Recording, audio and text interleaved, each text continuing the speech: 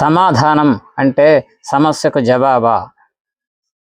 సమాధానము అంటే ఏమిటి? సమాధానం అంటే సమస్యకు జవాబా? వేదాంతంలో సమాధానం అంటే మనస్సు ఒకే లక్ష్యంపై స్థిరంగా నిలవడం. ఆదిశంకరాచార్య అపరోక్ష అనుభూతిలో చెప్పిన సాధనల్లో సమాధానం అంటే ఆత్మస్వరూపంపై అసంచలమైన ఏకాగ్రత. మనస్సు ఎక్కడికైనా పరిగెత్తినా మళ్ళీ ఆత్మవిచారంలోనే నిలిపివేయడం.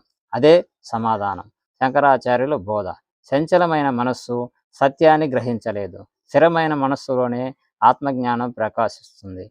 జీవితానికి సందేశం. ఈ రోజుల్లో మనసుకు ప్రతిక్షణం ఫోన్, మన మన మనం మన మనసు ప్రతిక్షణం ఫోన్, సోషల్ మీడియా, వివిధ ఆలోచనల మధ్య పరిగెడుతుంది. ప్రతిరోజు కొన్ని నిమిషాలైనా ఒకే విషయంపై మనస్సును నిలపడం అభ్యాసం చేయండి. అదే సమాధానానికి ఆరంభం. ఓం తత్సత్.